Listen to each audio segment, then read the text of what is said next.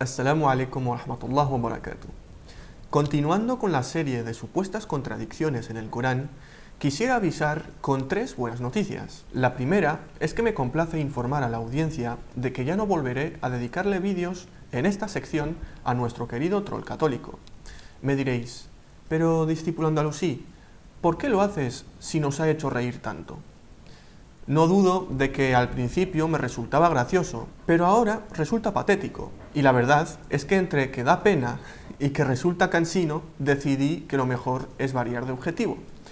La segunda buena noticia es que encontré a otro usuario de YouTube que se dedica a lo mismo que este troll católico. Pero esta vez resulta que el usuario es una mujer. Y la tercera noticia es que habrá un 2x1. Voy a desmontar 2 supuestas contradicciones en el mismo vídeo. Así que para darle un toque nuevo a la sección, voy a dedicarle por el momento este vídeo a una cristiana que cree haber hecho el descubrimiento del milenio al exponer contradicciones en el Corán, copiándose por supuesto de David Wood y compañía. ¿O acaso pensabais que vendrían con pruebas contundentes y formidables investigaciones para desmontar el Corán? Ya os garantizo de que eso no existe. Aclarado esto, veamos los argumentos irrebatibles de esta entendida en Islam. Bueno, tenemos la presentación del video que se llama Contrastando afirmaciones musulmanas, donde el doctor David Wood y el hermano Al-Fadi presentan la consistencia interna del Corán. Realmente el Corán tiene pocas contradicciones. Eso es lo que vamos a tratar de ver en esta presentación. Bueno, ¿en qué consiste la consistencia interna del Corán? Un libro tiene consistencia interna cuando no hay contradicciones o discrepancias en lo que dice dentro de su contenido. Tenemos varias traducciones de la Sura 482. Tenemos algunas traducciones en inglés y en español.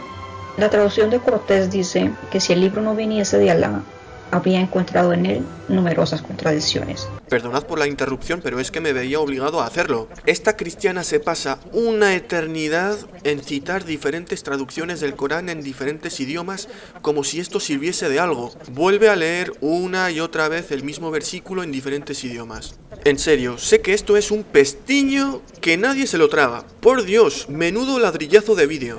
Es por eso que lo voy a tener que recortar y hacer que sea más dinámico. Vayamos al grano. Ahora vimos que el argumento lo da el mismo Corán.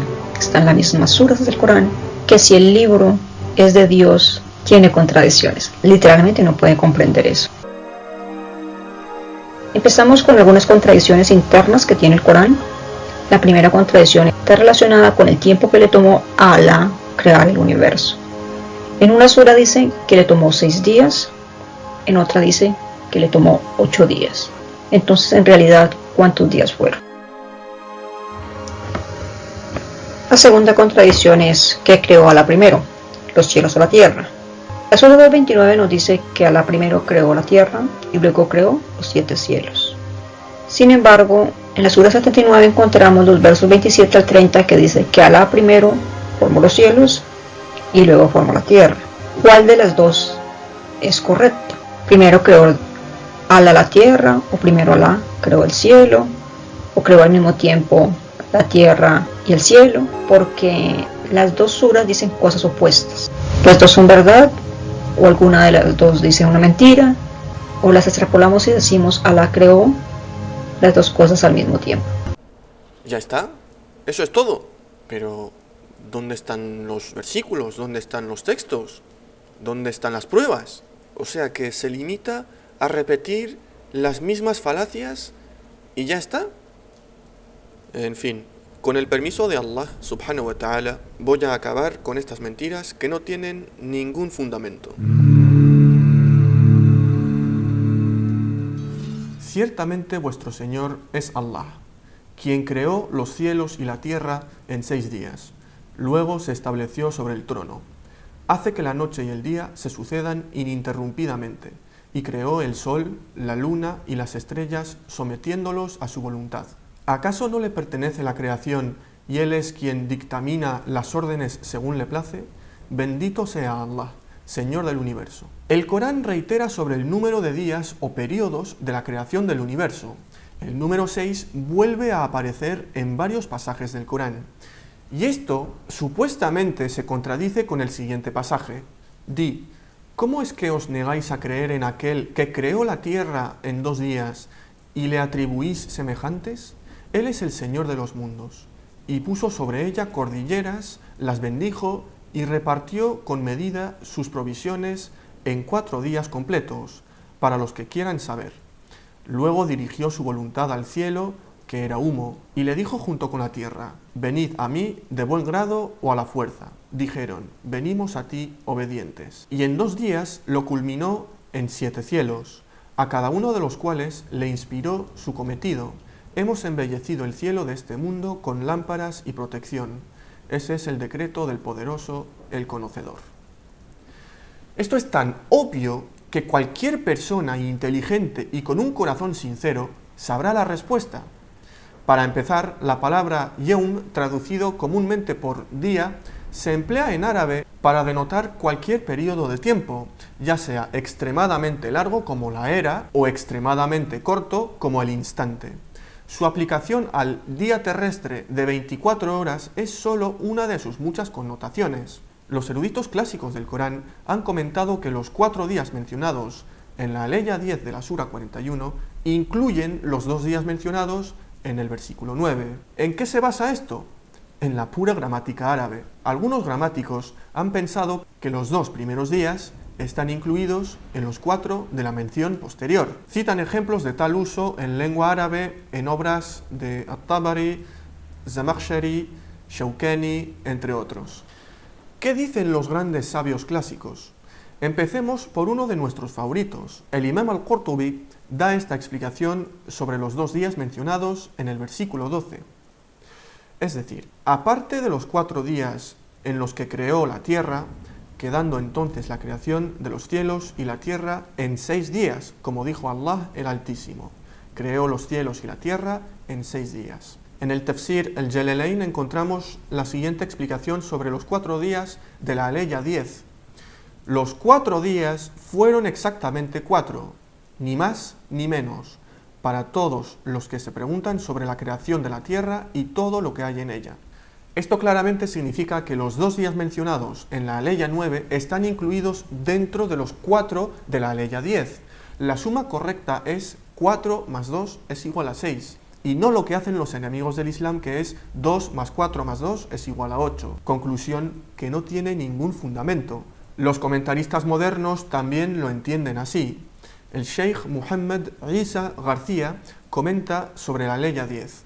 Estas 4 eras mencionadas en este versículo son parte de las 6 eras mencionadas en estos pasajes.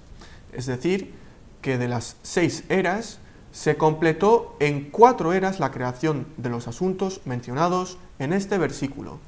El doctor Mullah comenta, los comentaristas entienden que en los 4 días que se mencionan en la aleya 10 están incluidos estos 2 días, de modo que la suma total es de 6 días, como se afirma en la aleya 54 de la sura 7 o la aleya 4 de la sura 32. En los 2 primeros se crea la materia informe de la tierra y en los 2 siguientes se lleva a cabo el desarrollo de las formas de la tierra, sus montañas y mares, de la vida vegetal y animal, así como todo tipo de recursos. Leamos el comentario de Muhammad Asad sobre la aleya 10. Casi todos los comentaristas clásicos coinciden en que estas 4 eras están incluidas en las 2 mencionadas en el versículo anterior. Y sobre la aleya 12 dice, siempre que la partícula thumma se emplea, como en este caso, para enlazar declaraciones paralelas, declaraciones que no implican necesariamente una secuencia en el tiempo, su función es la de una conjunción simple y puede traducirse por y. Nur Internacional, en su edición del Corán titulada El significado de las aleyas del Corán en español, también lo deja claro. Hay quienes malinterpretan la aleya y creen que Allah estableció el sustento para sus criaturas en 4 días, aparte de los 2 días en que se creó la tierra, lo cual es incorrecto, pues la conjunción que se utiliza en árabe, wa, traducida por y, no indica una continuidad en la acción, sino el paralelismo de dos acciones diferentes que quedan incluidas en el tiempo de 4 días que menciona la aleya. Esta interpretación está confirmada por las siguientes aleyas, que dicen que el conjunto de la creación completa de la tierra y el cielo sucedió en 6 días o 6 largos periodos de tiempo. Para no entrar en ejemplos basados en el léxico árabe, os voy a poner uno en castellano para que se entienda el asunto. Supongamos que después de leer este libro, El nombre de la rosa, de Umberto Eco, le comento a alguien: leí el primer capítulo en 2 días y terminé el libro en 10 días contados. ¿Significa esto que terminé de leer el libro en 12 días? No, porque los 2 días están incluidos dentro de los 10 días. El libro lo terminé en 10 días. Exactamente esto es lo que pasa en este pasaje coránico si entendemos el idioma árabe. ¿Por qué estos NPCs cristianos no lo entienden? Porque sus corazones están cegados. No entienden los conceptos básicos de la lengua árabe y tampoco van a esforzarse en entenderlo porque tienen miedo, están cómodos en su zona de confort. Pasemos a la siguiente supuesta contradicción. Él es quien ha creado para vosotros todo cuanto hay en la tierra, y volviéndose hacia el cielo, lo conformó en 7 cielos, y solo Él tiene pleno conocimiento de todo. Según estos iluminados, este pasaje se contradice con el siguiente. ¿Acaso pensáis que vuestra creación es más grandiosa que la del cielo que Él edificó, al cual lo hizo elevado sobre la tierra y perfeccionó su construcción? Hizo que la noche fuese oscura y que le sucediera la claridad de la mañana. Luego extendió la tierra. Desmontar esto es sencillo. Como diría Jack el Destripador, vayamos por partes. Primero voy a explicar el significado de la aleya 29 de la Sura 2. No olvidemos que el significado de estos pasajes se tienen que interpretar únicamente en el árabe original. Las traducciones, unas más acertadas que otras, solo transmiten una idea de lo que el texto original dice, volviéndose hacia.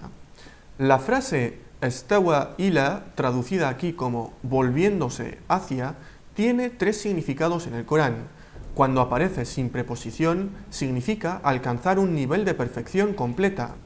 Cuando se convirtió en adulto y tuvo madurez, le concedí conocimiento y sabiduría. Wastawa. El segundo significado es cuando va seguido de la preposición ala, traducido como sobre. Significa elevarse por encima, como cuando Allah dice: luego se estableció sobre el trono.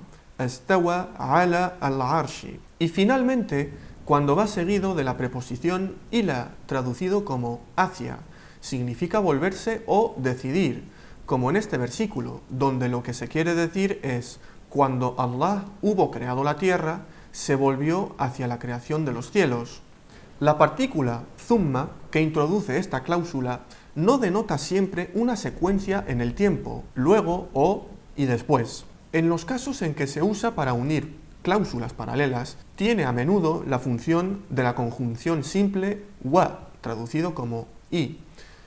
De esto ya hablé en mi vídeo de la supuesta contradicción del becerro de oro y los israelitas. En aquel vídeo dije que la partícula conectiva wa generalmente se traduce como entonces o así que. Esto vendría a ser más o menos el equivalente a la lengua castellana y se indica para usar una secuencia de eventos. El cuando se arrepintieron fue cuando Moisés regresó con las tablas. Y no son 2 eventos distintos. Aquí la expresión no se ha prefijado con la partícula conjuntiva fa, que en este contexto significa y entonces o y después.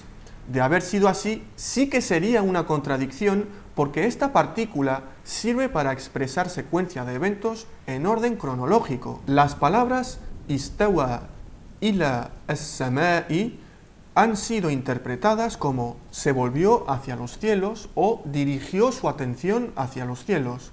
Esto lo explican grandes sabios clásicos como At-Tabari e Ibn Kathir. La traducción de Mohammed Isa García capta bastante bien el significado porque lo traduce así: Él es quien creó para ustedes todo cuanto hay en la tierra, luego se volvió hacia el cielo e hizo de éste 7 cielos. Él conoce todas las cosas. Y ahora llega la clave de todo el asunto. Veamos si la anterior aleya contradice a la número 30 de la Sura 79. Y después de eso extendió la tierra, es decir, después de crear el cielo, la extendió y depositó en ella lo que es beneficioso para el hombre. Esto se explica en los dos versículos siguientes. Hizo surgir de ella el agua y los pastos, y también fijó las montañas, es decir, las fijó en la tierra. La extensión de la tierra se produjo después de la creación de los cielos, como se afirma en este versículo. Por lo tanto, la tierra ya estaba y luego la extendió haciendo surgir agua, vegetación y fijó las montañas. El versículo no dice que la tierra fue creada. Sobre el significado de la expresión dahaha, traducida como extendió, podemos encontrar que la palabra daha puede tener diferentes significados y usos. En el Diccionario Árabe de Culto Moderno, obra de Julio Cortés, que de hecho es un autor que no defiendo, pero aquí traduce bien el significado, nos da los siguientes significados de la palabra: extender algo, aplanar algo, nido que el avestruz escarba en la arena, rodillo, apisonadora. Consultemos el diccionario árabe más antiguo de la historia, Kitab al-Ain. Esta obra es del siglo VIII. Veamos cuál es la definición de esta palabra tal y como la entendían los antiguos árabes. Aquí lo define como rodillo. Al-dahu significa extender. Al-dahi significa rebaño de avestruces y el lugar donde ponen sus huevos para eclosionar. Estos significados dejan bien claro que la Sura 79, aleya 30, no se refiere a la creación de la tierra como dicen los islamófobos ignorantes. Según la mujer del vídeo, basándose obviamente en páginas anti-islam y vídeos de misioneros del odio, en la Sura 2, versículo 29, según ella, y cito textualmente, dice que Allah primero creó la tierra y luego los cielos. Y en el pasaje de la Sura 79, según ella, dice que Allah formó primero los cielos y luego la tierra. ¿Dónde dice eso? ¿Dónde están las pruebas? ¿Dónde está el texto árabe? Para interpretar el Corán, como dije, no hay que basarse en las traducciones. Pero es que ni siquiera expone traducciones para argumentar. Se limita a hacer afirmaciones y ya está. Este es el nivel de exigencia que tienen los cristianos polemistas. Llega el momento más terrorífico para los polemistas cristianos. Cuando les muestro evidencias tan claras, desaparecen de mi canal. Tienen tanto miedo a la verdad que se esfuman. Expondré como siempre contradicciones irrefutables en la Biblia. ¿Creéis que me voy a basar en mis propias interpretaciones? ¿Creéis que me voy a basar en traducciones y textos sacados fuera de contexto?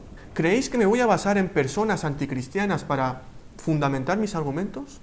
Los que conocen mi canal sabrán que siempre me baso en las fuentes más académicas del cristianismo, en palabras de sus propios sabios. Ya que estos trolls se atreven a decir que el Corán se contradice en temas de la creación, veamos si la Biblia se contradice en el mismo tema. Comparemos Génesis capítulo 1 con el capítulo 2. De esto ya hablé brevemente en mi vídeo donde desmonto el libro del Génesis, pero aquí voy a dar información adicional.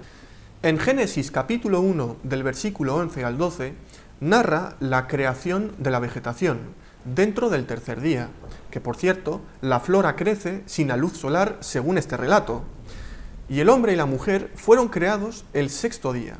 Esto contradice Génesis capítulo 2 del versículo 5 al 9, donde la vegetación es creada después del hombre.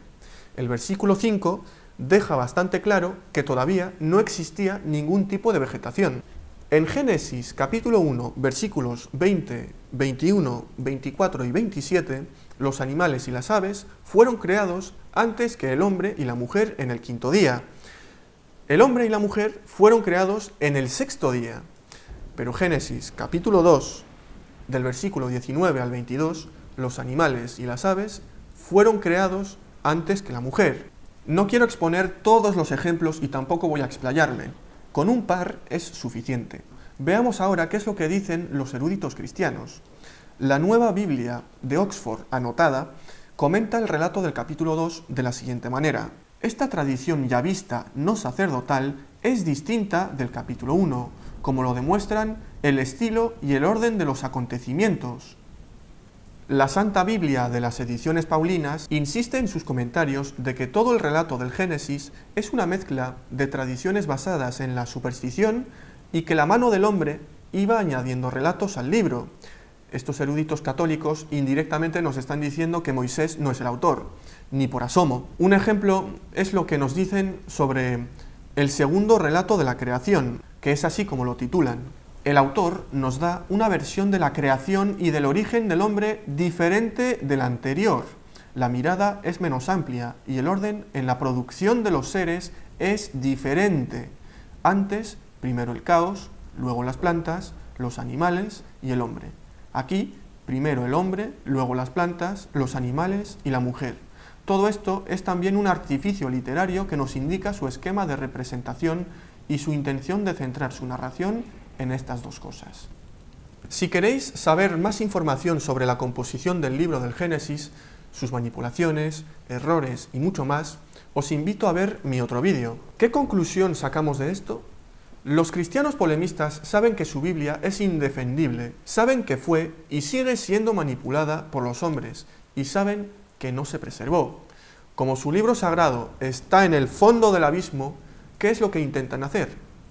Intentan llevarse el Corán al abismo, cosa que jamás pudieron hacer y que jamás podrán hacer, porque es un libro protegido por Allah Azza wa Jal. ¿Hay claridad en el Corán?